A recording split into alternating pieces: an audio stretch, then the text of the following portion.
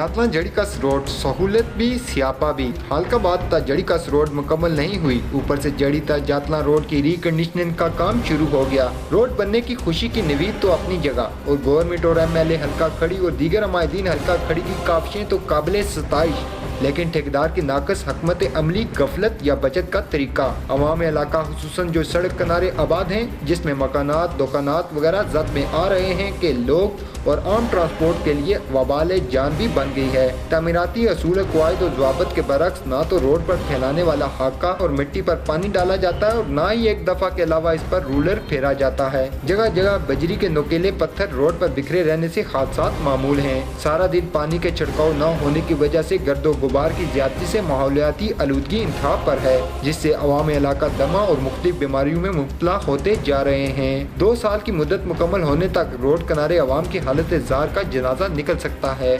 ऊपर से अपनी सहूलियात के पेश नज़र बजाय रोड को हल्का हल्का अखेड़ कर बनाने के इसी पर फुट से 1.5 फुट बढ़ती करने से रोड लोगों के घरों और दुकानों से ऊंचाई पर चली जाती है, जिससे हर शख्स को अपनी दुकान मकान में बढ़ती डालनी पड़ती है, वरना बारिश वगैरह से सड़क का पानी लोगों के घरों और दुकानों में दाखिल हो जाता है। अवाम इलाका ने महकमा शायरात, वज़ीर-ए-आज़म आज़ाद कश्मीर और खुसूसन हल्का खड़ी के कायदीन बशमूल एमएलए खड़ी शरीफ से पुरजोर अपील की है कि हमें सड़क की सहूलियात के साथ साथ इन मसाइल की दलदल से निकाला जाए।